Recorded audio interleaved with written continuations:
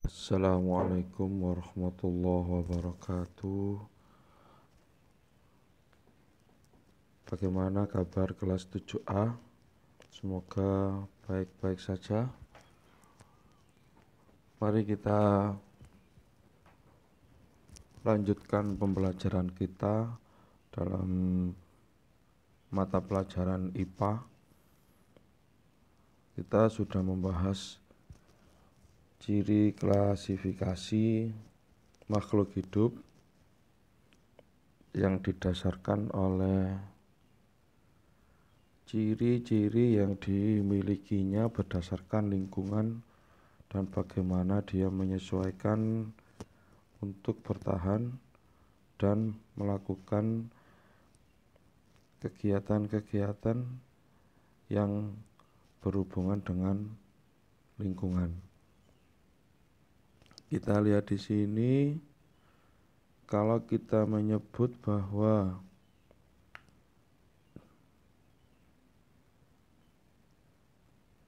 hewan, tumbuhan maupun makhluk hidup yang lain itu akan berbeda berdasarkan atas persamaan dan perbedaan struktur tubuh makhluk hidup yang dilakukan dengan cara berikut.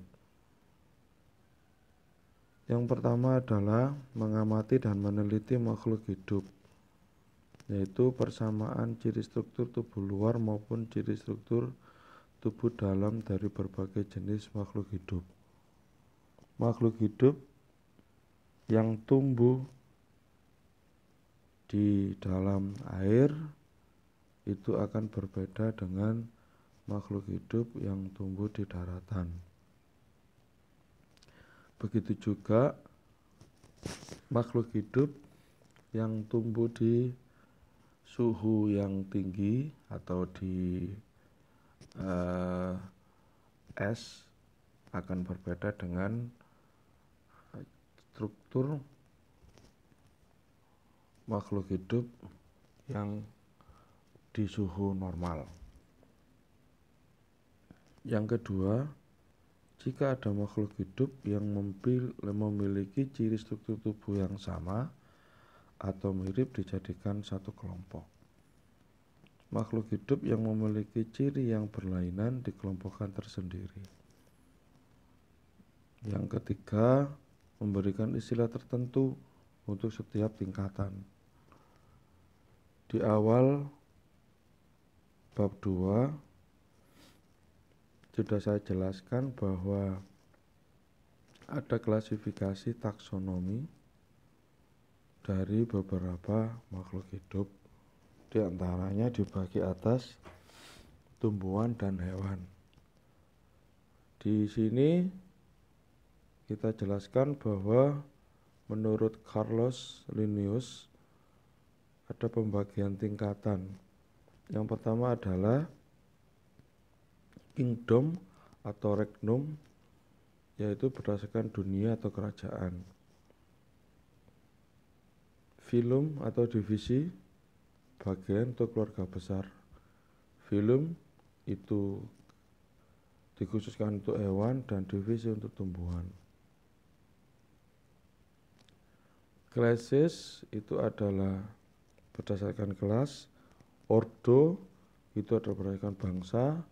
Familia, genus, spesies itu berdasarkan suku, marga, dan jenis. Klasifikasi menurut Carlos bahwa makhluk hidup itu disebut sistem binominal nomenklatur atau sistem nama ganda. Nah, itu aturannya adalah sebagai berikut. Nama spesies itu terdiri dari dua kata, nama genus dan penunjuk spesies.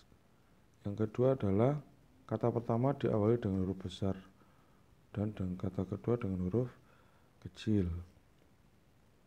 yang menggunakan bahasa Latin atau ilmiah, biasanya bahasa Yunani. Contoh nama ilmiah jagung itu adalah Zimes atau dapat pula ditulis Zimes. Hal ini menunjukkan bahwa Nama genusnya adalah Zea dan nama petunjuknya adalah Mes. Kita lihat di sini taksonomi itu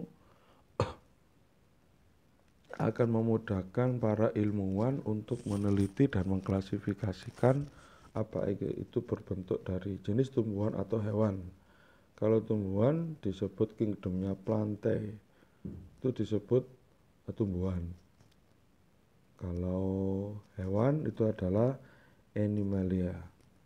Jadi ketika kingdomnya Animalia berarti dia merujuk pada hewan.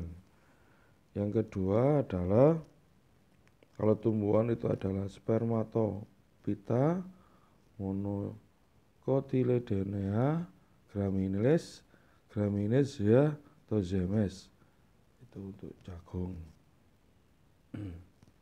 Terus kalau untuk hewan, phylum, klasis, ordo, familia, genus itu artinya.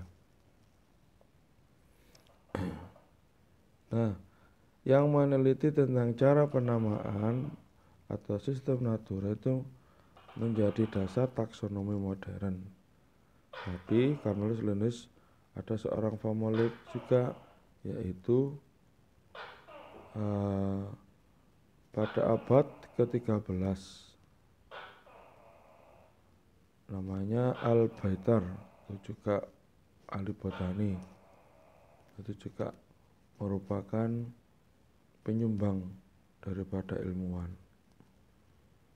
Dari hasil observasi, penelitian serta klasifikasi maka bisa mempengaruhi perkembangan ilmu botani atau tumbuh-tumbuhan dan kedokteran di Eropa maupun di Asia. Nah, itu beberapa ilmuwan yang bisa menjadikan rujukan atau dasaran bahwa ada pengelompokan hewan. Contohnya adalah hewan mamalia. Hewan mamalia itu hewan yang menyusui. Ya, jadi hewan yang melahirkan itu disebut hewan yang menyusui. Seperti kerbau, sapi. Jadi hewan-hewan yang dikelompokkan dengan hewan mamalia itu adalah hewan yang menyusui. Beda lagi dengan hewan yang melata, jadi yang berjalan seperti cicak, kadal, itu hewan yang melata. Itu adalah jenis pengelompokan. Nah, kita rangkum bahwa makhluk hidup itu berdasarkan 3 hal, yaitu persamaan dan perbedaan, ciri bentuk tubuh atau morfologi, dan alat dalam tubuh anatomi, serta manfaat, ukuran, tempat hidup, dan cara hidup. Semua dari hewan maupun tumbuhan kalau diklasifikasikan akan memiliki persamaan dan perbedaan didasarkan oleh lingkungan. Ciri bentuk tubuh juga sama. Jadi biasanya hewan yang dalam lingkungan dingin maka bulunya lebat. Terus hewan yang di dalam air pasti mempunyai beberapa sisip yang bisa digunakan untuk berenang.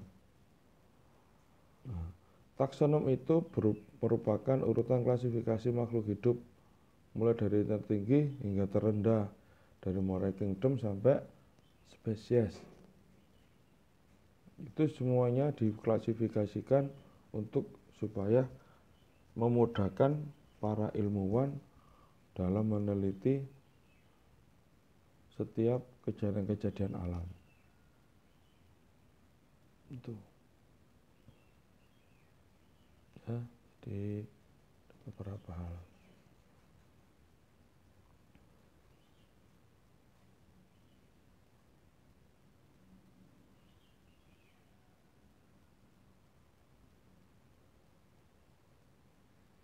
Ini ada beberapa, ada 4 soal.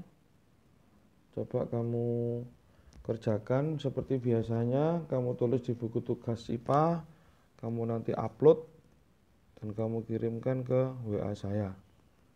Saya ulangi, ini ada tugas uji kompetensi dari nomor 1 sampai 4, kamu kirim ke WA saya. Terima kasih. Assalamualaikum warahmatullahi wabarakatuh.